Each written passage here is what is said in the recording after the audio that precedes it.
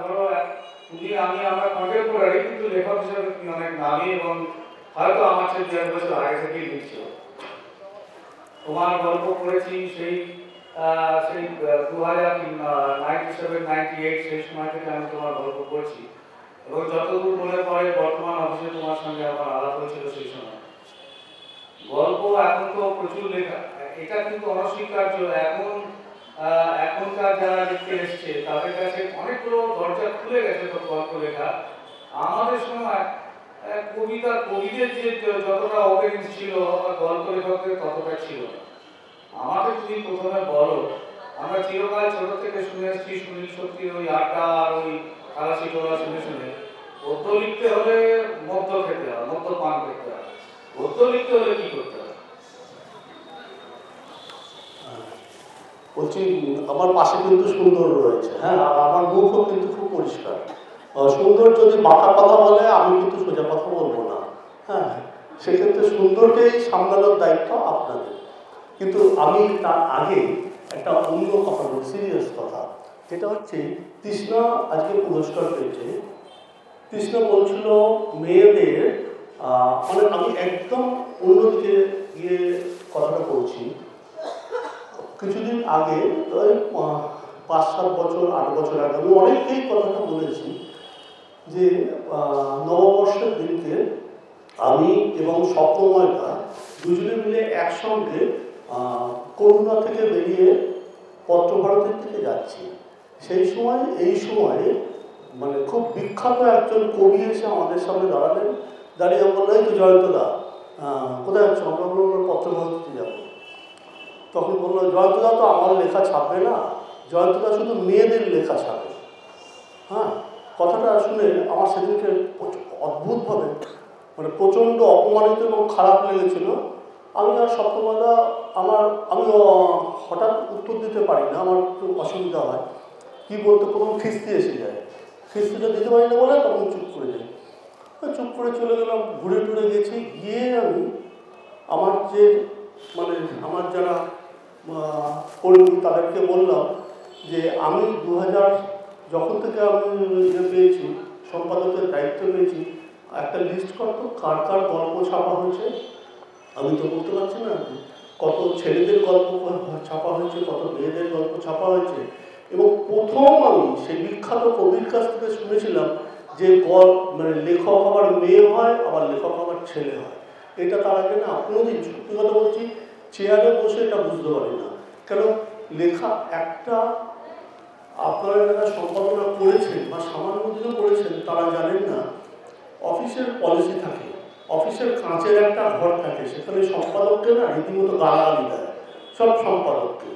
হ্যাঁ, আমরা তো কেউ সাগরময় ঘোষ নই, মানে আমাদেরকে রীতিমতো গালা, এবং সব সম্পাদক, সব কাগজের সব সম্পাদককেই মানে কাগজের কিছু ভুল হলে তাদেরকে গালাগালি দেয়। সেখানে সকালবেলা এলাম টেবিলে, বা হয়তো 15 দিন আগে গল্প এসছে, 50টা গল্প জমা পড়েছে, তার মধ্যে 10টা সিলেক্ট করে দিয়েছে, সেই 10টা আমার কাছে আসে। সেই 10টা পড়তে বসে তখন কিন্তু গল্পটাই পড়ি। একটা গল্প সিলেক্ট হলে আমি চা খেতে যেতে পারবো, মানে শান্তি পেলাম। কেন আমাকে সপ্তাহে 4টে থেকে 5টা গল্প সিলেক্ট করে দিতে লাগে। এছাড়াও রবিবারের কেউ এসে বললো, দাদা একটা ভালো গল্প দিন তো, গল্প দিন। অন্য ম্যাগাজিনের কেউ এসে বললো যে একটা গল্প দিন তো, আমাদের ভালো গল্প এই সংখ্যায় আসেনি, 2,500 শব্দ। মানে এইরকম ফিল করতে হয় যে একজন লেখক বলছে যে, মানে একজন কবি বলছে। আর একটা কথা, এর পাশাপাশি এইটাই কিন্তু তৃষ্ণাকে বলা যে আমরা তো ফিল করি এটা, পাশাপাশি মানে আমি ইন্ডিভিজুয়ালি কেউ জিজ্ঞাসা করলে নামগুলো বলে দিতে পারি। একটা মেয়ের লেখা ছাপলে খুব কম মেয়ে ফোন করে বলে যে লেখাটা ভালো হয়েছে। প্রথম কথা বলে যে, এটা রেকর্ড হচ্ছে না? ও রেকর্ড হচ্ছে, ঠিক আছে। প্রথম ফোন করে বলে যে লেখাটা ভালো হয়নি, কি লেখা ছাপে, লেখাটা ঠিক ভালো হয়নি। দ্বিতীয় কথা বলে লেখাটা ফেসবুকে না ওরকম একটা লেখা পড়েছিলাম, উনি ওই লেখাটা মনে হয় ফেসবুকে দিয়ে দিয়েছেন। এই আর তারপরে হচ্ছে অনেক মানে সেই বলে হ্যাঁ আপনি তো ওকে বেশ স্নেহ করেন, ও তো বেশ সুন্দর দেখতে, মানে এটা হচ্ছে লাস্ট কথাটা আর কি, মানে এরকমভাবে চলতে হয় আর কি। মানে সত্যি সত্যি বলছি, যারা মেয়েরা লেখালেখি করে আমি বুঝতে পারি, আমার সামনে থেকেও দেখি পেছন দিক থেকেও দেখি, এখন তো ছেড়ে দিয়ে এসেছি লেখালেখি করা, এবং পুরুষ সম্পাদকের কাছে কিন্তু মহিলা লেখক খুব মানে অন্যরকম। কেন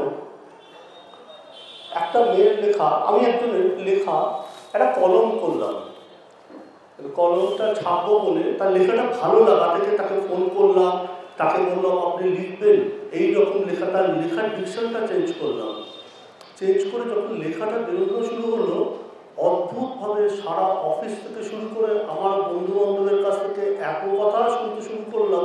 এবং সে তো মারাত্মক ফেসবুকে ছবি দেয়, অদ্ভুত অদ্ভুত সুন্দর সুন্দর মানে ছবি দেয়। আমার তো সেখানে ছবি দেওয়ারটা তো আমি তাকে ফোন করে বলেছিলাম যে আপনি লেখা দেন, ছবিটা দেন কেন, ছবিটা না দিলে হয় না। কিন্তু তার নিজের মুখটা দেখতেও খুব ভালো লাগে আর লেখাটাও ভালো লাগে। তার অনেক এবং বাধ্য হয়ে সেই কলমটা আমি বন্ধ করে দিয়েছিলাম। আমি প্রায় 4 মাস 5 মাস ছেপেছিলাম, ছাপার পর এত কথা শুনতে হয়েছিল, তারপরে আমি কলমটা বন্ধ করে দিয়েছিলাম। শুধুমাত্র যে মানে আমরা যারা পুরুষ লেখক আছি তা নয়, মানে যদি মেয়ের লেখক তারা মানে লেখিকা তারাও কিন্তু এই সমান দোষে দুষ্ট, যে আর একজন মেয়ে লিখলে বা একটা ছেলে লেখা হলে বড়জন ফোন আসে যে একটু গল্পটা ভালো ছেপেছিস বা গল্পটা চমৎকার গল্প একটা ছাপলে, এইটুকুনি বলে। কিন্তু এবং মহিলাদের গল্প যেটা ছাপা হয় ওই এখন মনে করি পুরুষের গল্প মহিলার গল্প আগে মনে করতাম না, আগে ওইটা আমার কাছে ছিল মানে সেই মর্গের টেবিলে ডেড বডি এলো, আমাকে কাটতে হবে, আমি বিশ্লেষণ করলাম, করার পর সেই জায়গাটা সুন্দরের কথা। চলো এবার অন্য কথা বলা। এতক্ষণ তো সম্পাদকের বিড়ম্বনা শুনলাম, যে কারণে আমিও বসে আছি, আপনারাও হয়তো বসে আছেন। গল্প লিখতে হলে এই ট্যাগলাইনটা এবার আমরা ছব। জয়ন্ত অনেক গল্প লিখেছে এবং তার আমি অন্তত ওর যতদূর মনে করছে 70-80 ভাগ গল্প পড়েছি, এবং কোনো না কোনোভাবে গল্পগুলো দেখা যায় যে আর যারা আমরা কন্টেম্পোরারি লিখছি তাদের থেকে একটু আলাদা হয়ে যাচ্ছে। কোথায় আলাদা, কেন আলাদা, সেগুলো তো না হয় যারা খুব কঠিন সমালোচক তারা করবে, কিন্তু আমার জয়ন্তর কাছে লেখক হিসেবে এবং সম্পাদক হিসেবে এটাই জানবার আছে যে যারা গল্প নতুন লিখছে, অনেকে ভাবে রাস্তায় একটা অ্যাক্সিডেন্ট হলো, বাড়িতে বউ বকলো, ওখানে বিনাটিকে কেউ ধরা পড়লো, এগুলো নিয়ে একটা মর্মস্পর্শী লেখা দিই বা একটা এই নিয়ে একটা হাসি গল্প বানিয়ে দিই। গল্প লেখা কি সত্যি তাই? গরু রচনার মতন পরের পর লাইন লিখে গেলাম, একটা শুরু হলো একটা শেষ হলো, ও গানের ওরকম শুনি অন্তরা মুখরা মুক্ত, গল্পের যে সে অর্থে হয় না কিছু, এটা আমার ধারণা। জয়ন্তর কি ধারণা যে গল্পগুলোর ভেতরে কখন আসলে আমার যেটা মনে হয় জয়ন্ত, আমরা যারা লেখক তাদের না একটু কুকুরের মতন ঘ্রাণ শক্তি দরকার, যাতে যারা গল্প আছে অ্যাপারেন্টলি কিছু দেখা যাচ্ছে না, খুব নর্মাল কথাবার্তা হচ্ছে, সব খুব নর্মাল, কিন্তু আমার ঘ্রাণ শক্তি বলছে এখানে একটা গল্প আছে। তোমার কি মনে হয়? মানে আমার কল্পনাটা আমি একটু অন্যভাবে, মানে আমি কি দেখছি, কি জানছি, কি পড়ছি, এটা আমার মাথায় থাকে না। আমার মনে হয় কোনো কোনো সময় হঠাৎ একটা আমি প্রথম দিকে কবিতা লিখতাম, আমার একটা লাইন বা একটা অনুভূতি আমার মধ্যে কাজ করে। আমি বলছি মানে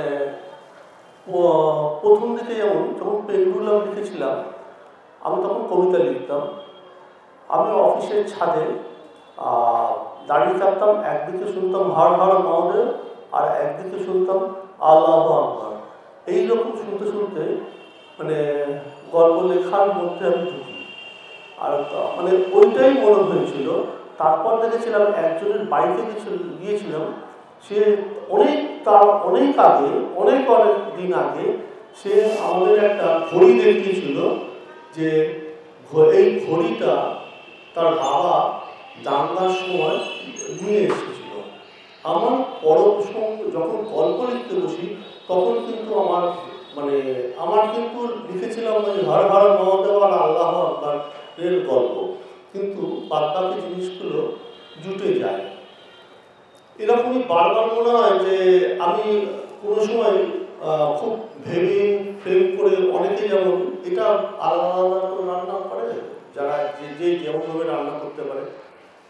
অনেকে শুনেছি যে গল্প আমাকে জিজ্ঞেস করলাম যে কীভাবে গল্প লিখিস, কীভাবে লেখেন।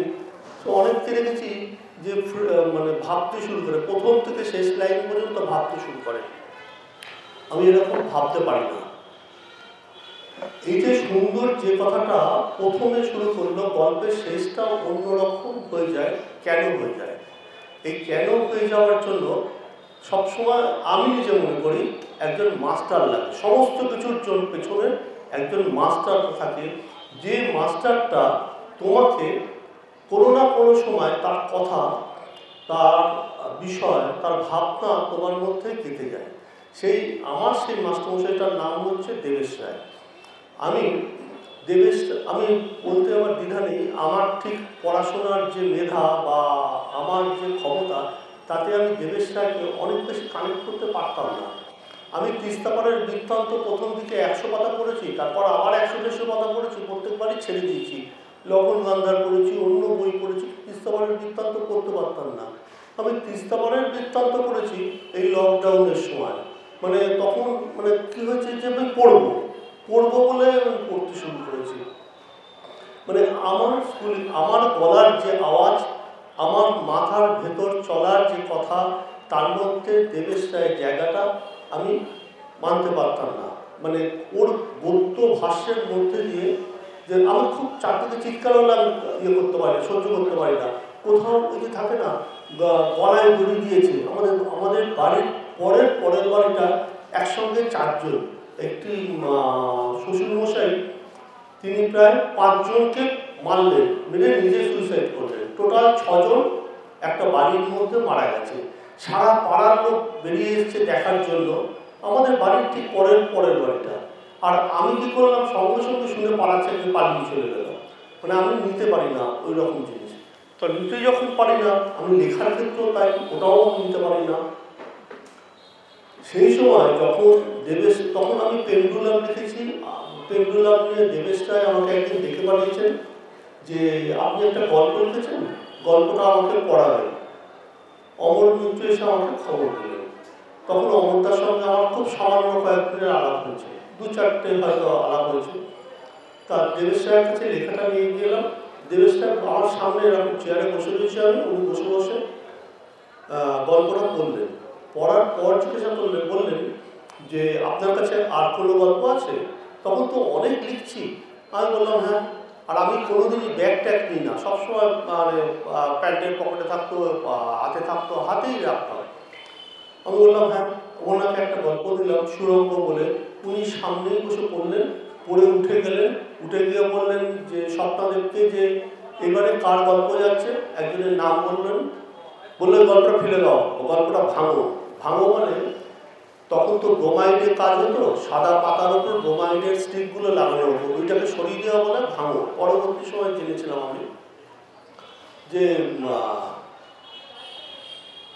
গল্পটা ভাঙো, পাতা ভেঙে। তখন স্বপ্নদেব বলছেন যে না, পাতা কি করে ভাঙবো, পাতা হয়ে গেছে। বলে ফেলে দাও ওই গল্পটা। এই গল্প দেবেশ রায় এরকম করে চাপড়ে কথা বলতেন, এই গল্পটা যাবে।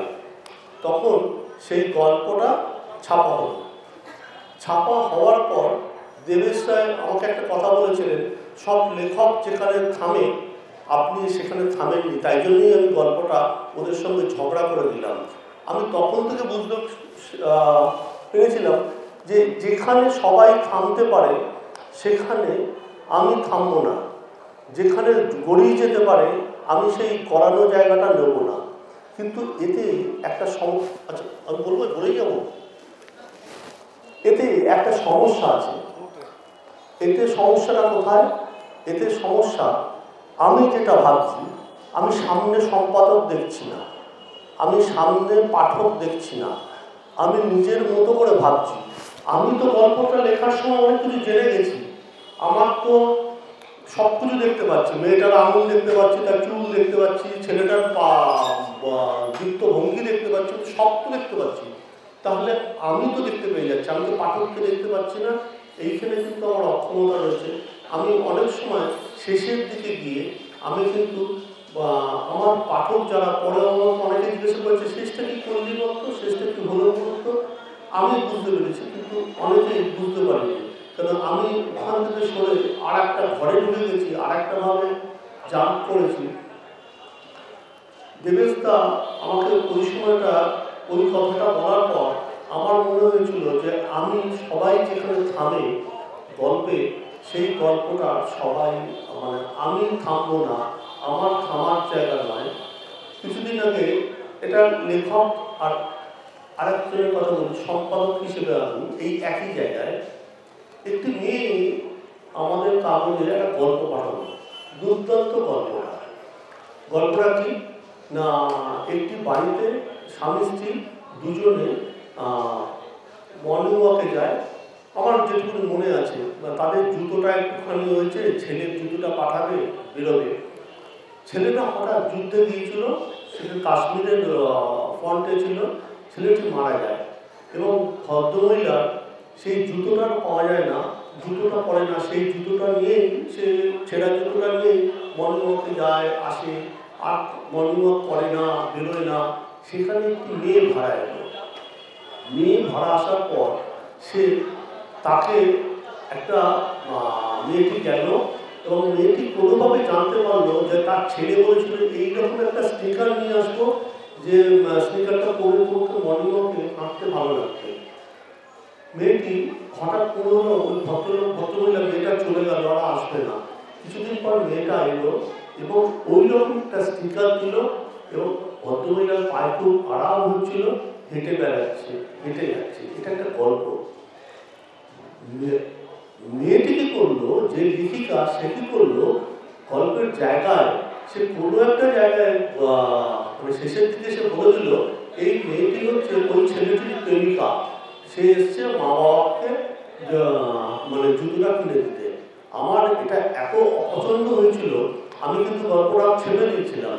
তারপর যখন মেয়েটি হঠাৎ আমাকে একদিন বইমেলায় দেখা আছে, আমাকে প্রণাম করতে এসছে, আমি তখন মানে রাগে বলে ফেললাম, লোকটা সামলাতে পারবে না, ভাবলে সম্পাদক খুশি হবে, নিজেকে খুশি করতে পারত তো। একটা মানুষ তার মা বাবার জন্য করতে পারে, কেন প্রেমিকাই হতে হবে? তাহলেই সে অন্যের মা বাবাকে নিজের মা বাবা ভাবতে পারবে। কেন দেশের নাগরিক হিসেবে তার যুদ্ধে একজন ছেলে মারা গেছে, কেন সেই জায়গায় সে দিতে পারবে না? আমার প্রশ্নটা চলে যায়।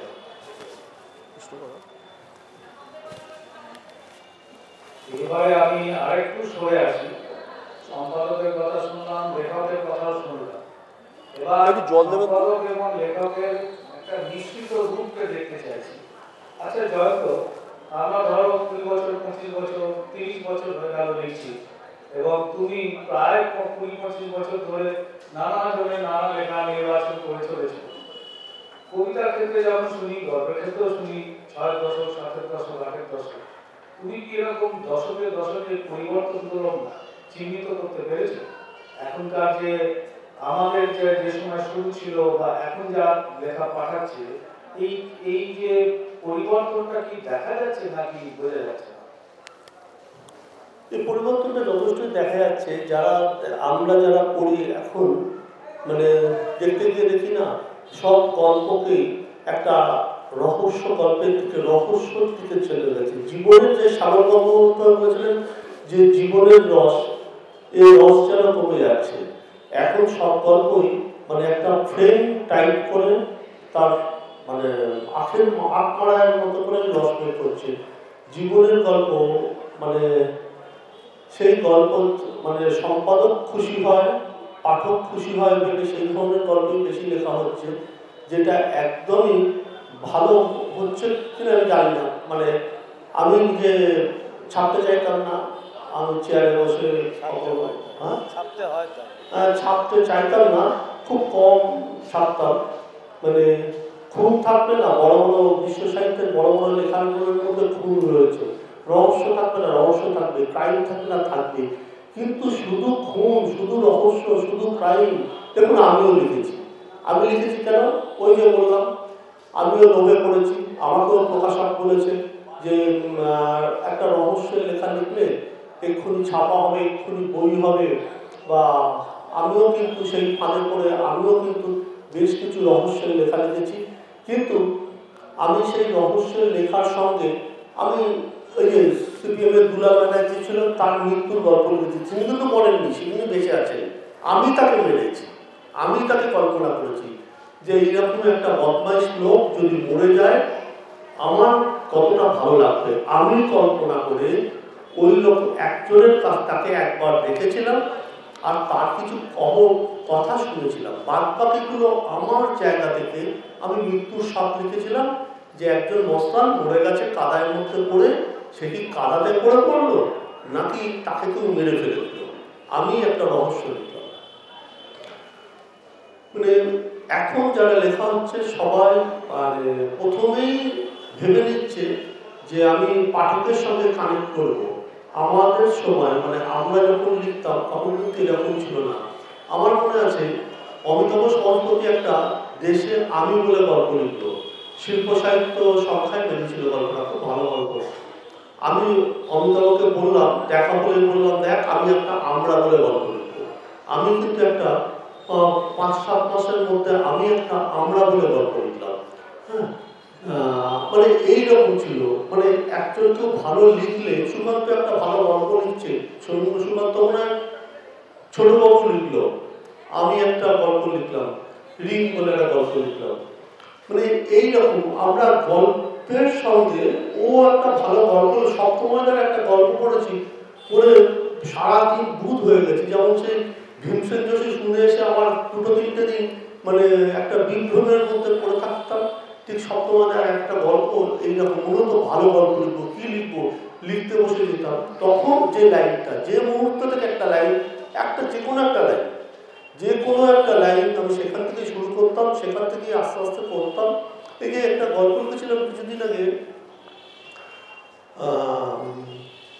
কি কার জন্য একটা বিধবাবু বলে একটা গোপালের বিধবাবু। হ্যাঁ, গল্পটা কি, একটা সাধুকে আমি মানে সবাই বড় হওয়ার জন্য অনেক কথা বলার সুবিধা আছে। আমি না বিভিন্ন ডাক্তারকে, আমার কাছে এই সব ডাক্তাররা আসতো তো, তাদেরকে বিভিন্ন রকম প্রশ্ন করতাম, সব শারীরিক কথা, কোনো সময় কোনো নিরামিষ কথা আমি জিজ্ঞেস করতাম না। হ্যাঁ, যে এরকম হচ্ছে ওরকম হচ্ছে কি করবো। সাধুকেও গিয়ে বললাম যে বাবা আমি বড় বিয়া করছি, একটা মেয়ের সঙ্গে প্রেম করছি, কি করছো, কি করবো বলুন তো, বাড়িতে ঝামেলা হচ্ছে। তখন সে বললো, একদম সত্যি কথা কিন্তু, বলে এর মধ্যে বললো হরিদ্বারের ঘাটে মানুষের কত মুক্তি চাইছে, আর আমি চাইছি বাবা। বলছি তুই কি করতে চাইছিস, ছাড়তে চাইছিস আর জড়াতে চাইছিস, কি করতে চাইছিস? আমার না ঠিক ঠিক চলছে, বউও থাকবে, সেও থাকবে, সে বউটা থাকুক, সে পাল্টে যাক, আমার অসুবিধা নেই, কিন্তু দুটোই থাকুক। তখন ও বলছে পরকীয়া হচ্ছে ও বুকিং করে আরো জানাবো। বুকিং দেখেছিস আমার মানে মানে বুকিং করে আরো জানা, বুকিং বুক মা মানে হিন্দিতে বলছে যে এখানে আরো জানা। হ্যাঁ, আর বউ তো ভারী বউ রে, মিটার লাগিয়েছিস, খরচা আছে, লাইট জ্বালাবি, খরচা আছে, মানে এইরকম। আমি কিন্তু বিধবা, আমার না ওই কথাটা অনেকদিন রাত্রিবেলা শুনছে, কথাটা মনে করছে আমি এখান থেকে গল্প মানে লেখা শুরু করবো। লিখতে বসলাম, আমি কিন্তু সেখান থেকে এই মানে গোপালের বিধবাবু গল্পটা লিখলাম। দেজের সামনে মহাশ্বেতাদি, সন্দীপনদা, ভগীরথ মিশ্র, অমরদা, আর ওদের সবচেয়ে মানে ছোট মানে ছাগল চারার মতো ওদের পেছনে পেছনে আমি ঢুকছি। সন্দীপনদা তো একই বদমাইশ, এর থেকে মানে আরো 3-4-10 কাটি ছিল। মহাশ্বেতাদেরকে বলছে, মহাশ্বেতা বুঝিস তো এখনকার লেখকদের সেন্স নেই, সব গর্জিলার মতো, একটা মেয়েদের ভালো করে বর্ণনা দিতে পারে না। হ্যাঁ, আমি তো শুনছি যে সন্দীপ চট্টোপাধ্যায় মশাই বলছে থাম থাম তুই থাম, চল বই দেখতে যাচ্ছিস, বই দেখতে চল। বই দেখতে গেলাম, ফিরে এসেছি। সন্দীপ বলছে তুমি লিখতে পারো, প্রেম করেছো? আমি বলছি হ্যাঁ করেছি। কটা? আমি বললাম 2-3টে হয়েছে। বললো যে আরো রেট তোমার দেখতে ভালো তো, তুমি রেট বাড়াও, না হবে কি করে, অনুভূতি পাবে কি করে বলছে। আমি বললাম আচ্ছা। তখন ভগীরথটা ছিল, ভগীরথটা কি একটা কথা বলছে, সত্যমাদা বললো, ও সন্দীপদা আমাকে বললো তুমি একটা অচিন্ত কুমার সেনগুপ্তের লেখা পড়েছো? আমি বললাম হ্যাঁ, পরম পুরুষ রামকৃষ্ণ। বললো তো ওইসব পড়লে ভালো জিনিসটা মিস করে গেলে বাবা। শোনো, একটা লেখা আছে, একটা লেখার নাম বললো, বললো পাছা একতলা দোতলা করিয়া তিনতলা উঠিয়া গেল। এই কত সুন্দর দৃশ্যময়তা দেখেছো, সেক্স কি পাছা একতলা দোতলা করিয়া তিনতলা উঠিয়া গেল। তুমি চোখ বন্ধ করে দেখো, তোমার চোখ বন্ধ করছে, তুমি দেখো। সত্যি কথা, আমি না দেখতে পাচ্ছিলাম যে একটা সুন্দর পাছা ছিঁড়ে দিয়ে একতলা দোতলা করে এই তো লেখা আমি লিখতে পারবো না। তার কিছুদিন পরে আমার মনে হলো ওই লাইনটা কিন্তু আমার মাথার মধ্যে গেঁথে রয়েছে।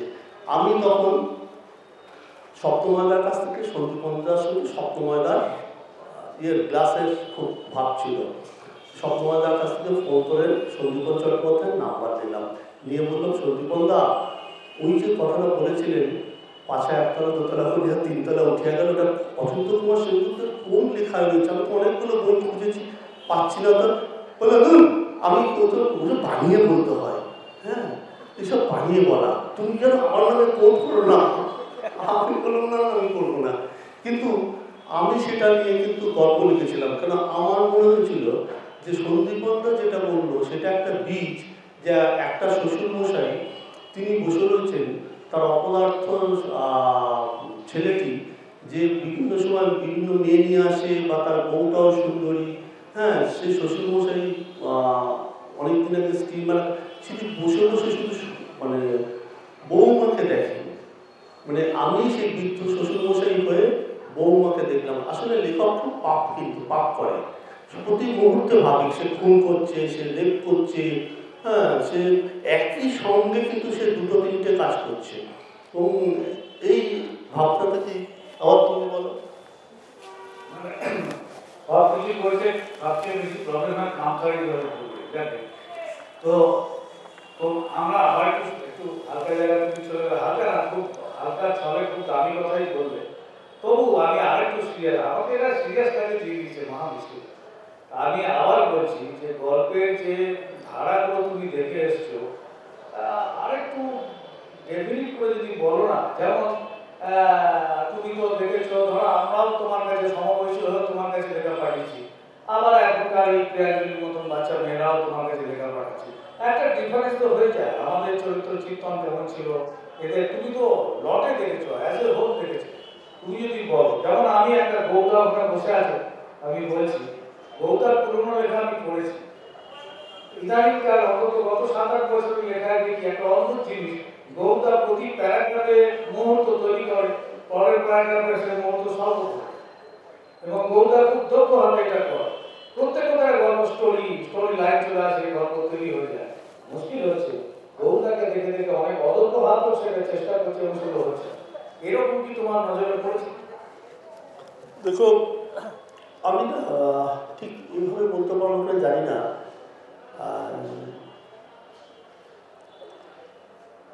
একটা সময় আমি যখন লেখা পড়তে শুরু করি, শীর্ষেন্দু সুনীল গঙ্গোপাধ্যায় লেখার, সমরেশ বসুর লেখার সঙ্গে সংঘাত থাকতো, জীবনের সংঘাত।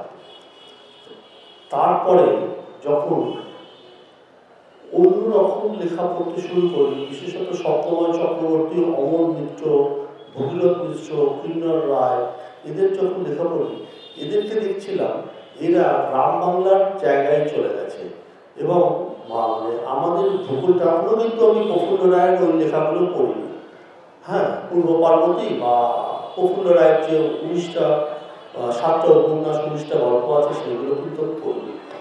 কিন্তু দেখছিলাম যে এদের এই দেখাটাকে না আমি পড়ার মতো করে কিছু করিনি, আমি নিজের মতো করে করেছি, নিজের মতো করে বুঝতে শিখেছি, আমি নিজের মতো করে নিজের ভাষ্য তৈরি করেছি।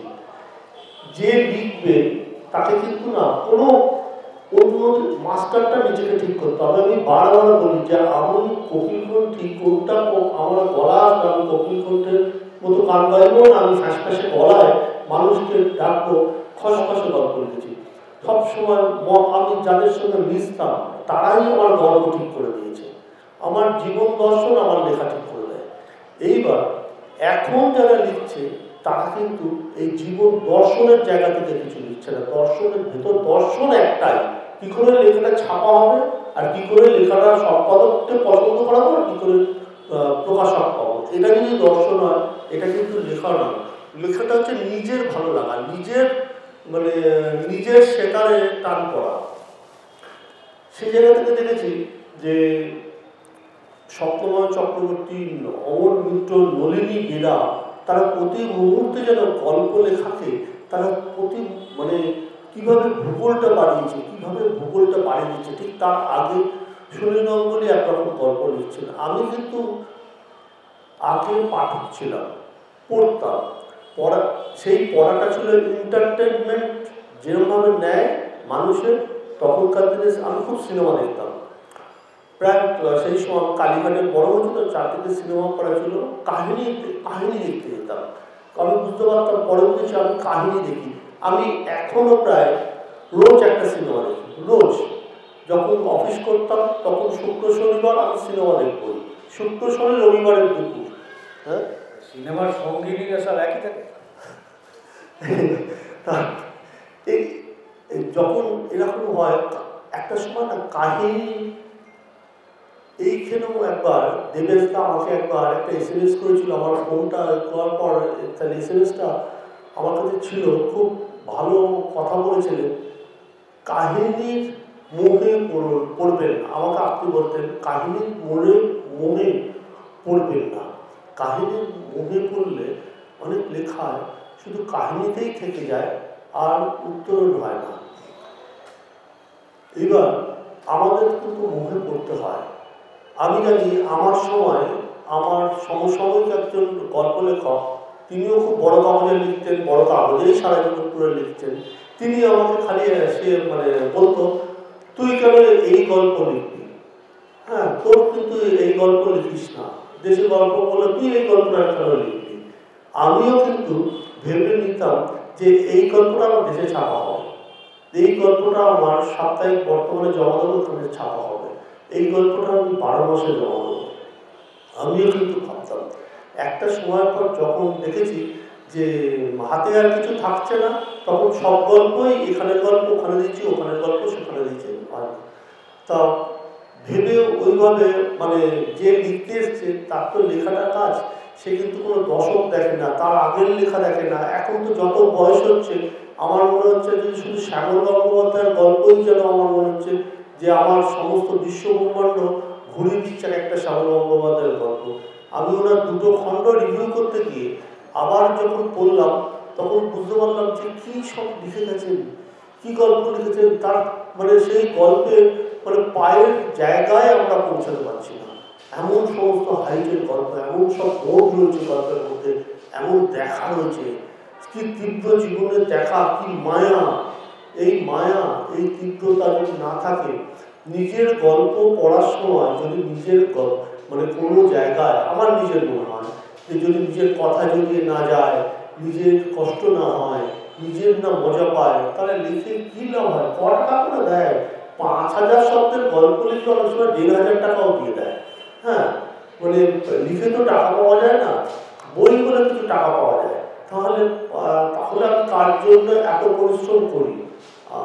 মানে অনেক সময় থাকে বন্ধু বান্ধবরা বলে, বই মেলার সময় একটা স্টলে যাই, গেলেই দেখা হলে ফিশ ফ্রাই আর কফি খাওয়ায়। এবার পুজোর সময় একটা লেখা চাইলে না দিয়ে তো থাকতে পারি না, তখন তাকে লেখাটা দিতে হয়।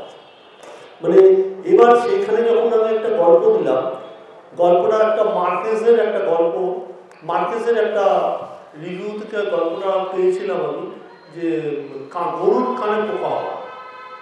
আর আমিও লিখেছিলাম যে আমিও একটা গরু, চাকরি করতে করতে আমার কানেও পোকা হয়ে গেছে। দীর্ঘদিন ধরে মানে সেই গরুর যখন বেঁধে রাখলে পোকা হয়ে যায়, আমারও দীর্ঘদিন ধরে বেঁধে রেখেছে। দুজনের ওর দড়ি ছিল, আমার একটা সোনার শিকল ছিল। এই যে পোকা হয়ে যাওয়া, আমি কি করে ছেড়ে বেরিয়ে এসেছি। যে কাগজে ফিশ ফ্রাই খেতাম আর কফি খেতাম তাদেরকে দিয়েছি, তারাও ছেড়ে দিয়েছে। আর ফেসবুকে দেখলাম আমার গল্পটার কথা গালাগালি করে সবাই ভুল করে দিচ্ছে। আমার শুনতে হলো যে ভুল জায়গায় দিয়ে ফেলেছি। মানে এখন অনেকেই ফেসবুকে গল্প লিখে ফেলেন, ভালো ভালো গল্প লিখে ফেলেন, এবং যেহেতু ছোট পরিমাণে লিখলে তারা লেখেন বলে সেই গল্পগুলো তারা ভেবে, আসলে আমার নিজের মনে হচ্ছে যে বেশিরভাগ এখনকার যারা লিখছে তারা গল্পটা, দেখুন আমি অমরদাদেরও কথা শুনেছি যে অমরদা সেই বেলেতর থেকে আসছে, মহাশান্তির বাড়িতে গল্প করতে যাচ্ছে, এর বাড়িতে পবিত্র মুখোপাধ্যায়ের বাড়িতে গল্প করতে যাচ্ছে।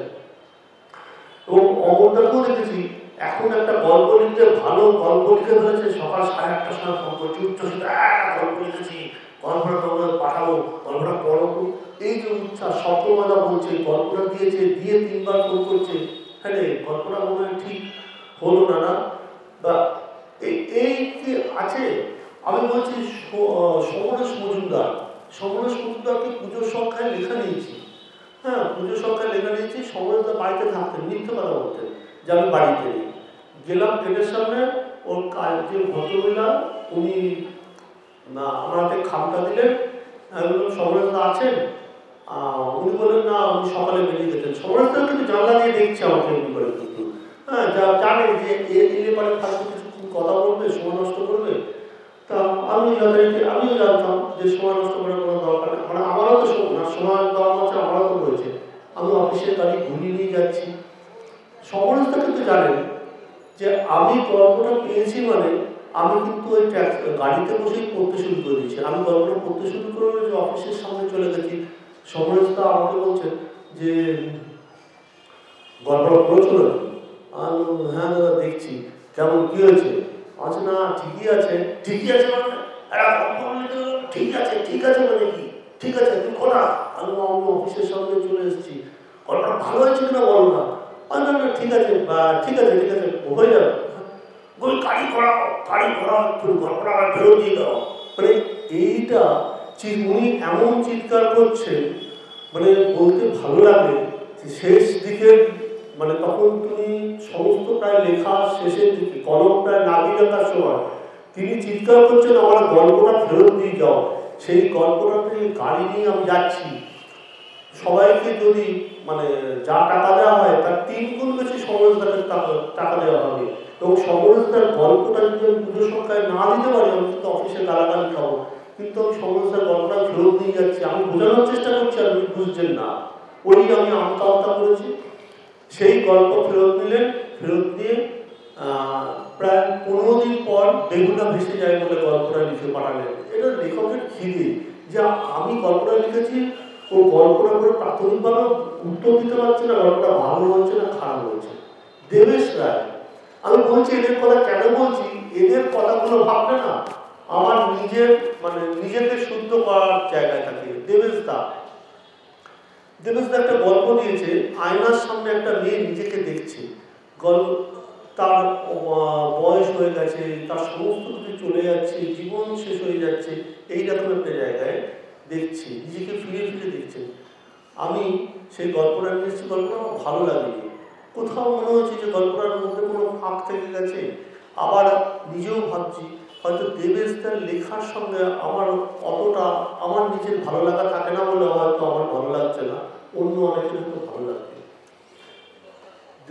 কিছুদিন পর দেবেশদা আমাকে ফোন করেছেন, আপনার গল্পটা কেমন লাগলো?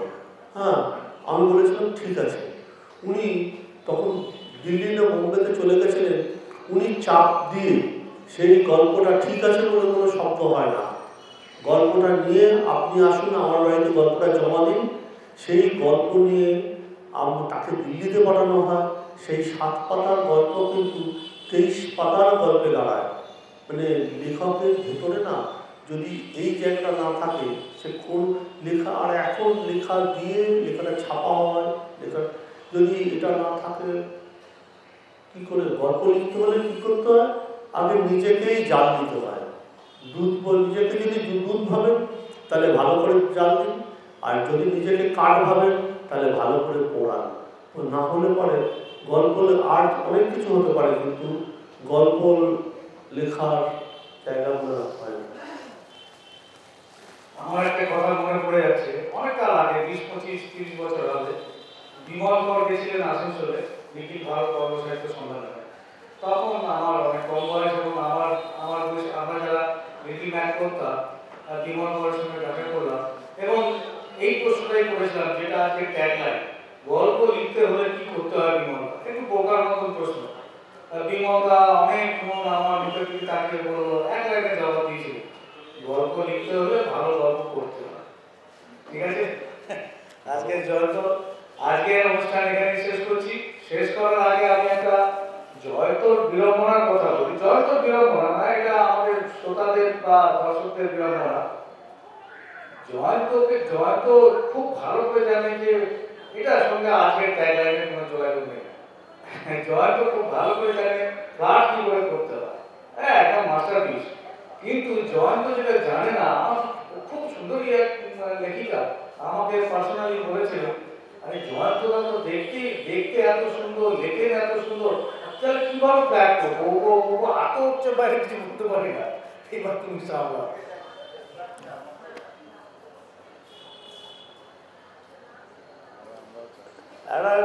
মানে আর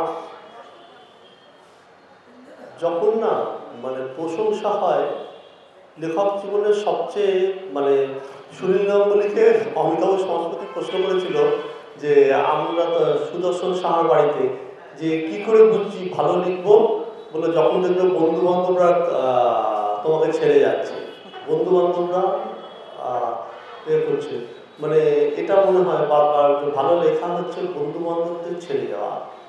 আর সত্যি কথা বলুন কি, মানে লেখার জন্য না মানে লিখতে হলে না লেখার জেদটাই থাকতে হবে, এছাড়া কিছু নয়। আর পুরো কাঠ খাওয়ার মতো মানে আস্তে আস্তে আস্তে আস্তে করে মানে বসে এই আমরা তো লিখি।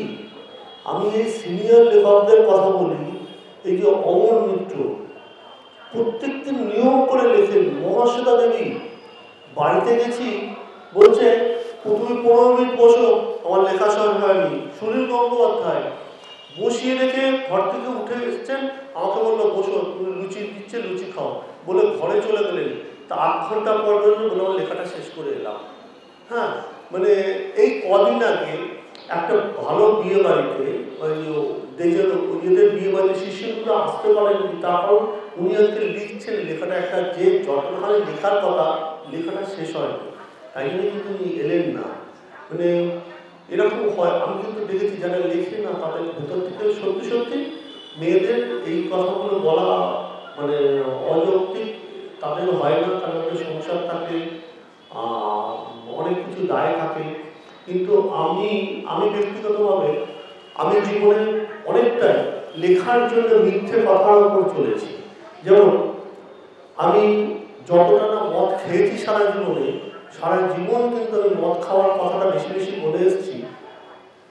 যেটা হচ্ছে না হলে পারে আমি যখন 8টার সময় বাড়ি ফিরতাম, আমার বন্ধু বান্ধবরা বাইক নিয়ে আসতো, এসে জানলার সামনে হর্ন দিচ্ছে, বেরো লেখক বেরো, কবি বেরো করছে, তখন আমি তাদেরকে বলে যে আজ দুপুরবেলা প্রচুর বিয়ার খেয়েছি, আমার পক্ষে সম্ভব না। আবার যখন সন্ধ্যেবেলা বিকেলবেলা প্রেস কনফারেন্সের কার্ডগুলো দিয়ে দিচ্ছি, দেওয়ার সময় বলছি আমি যাবো না, রাত্রিবেলা আমার মদ খাওয়ার পার্টি রয়েছে, ওখানে গিয়ে কী করবো। মানে বা আমার বাড়িতে নিয়ম ছিল, আমাদের বাড়িতে সবাই মোটামুটি 11টা সাড়ে 11টার মধ্যে শুয়ে পড়ে, আমি কিন্তু রাত 2টো 2:30 পর্যন্ত।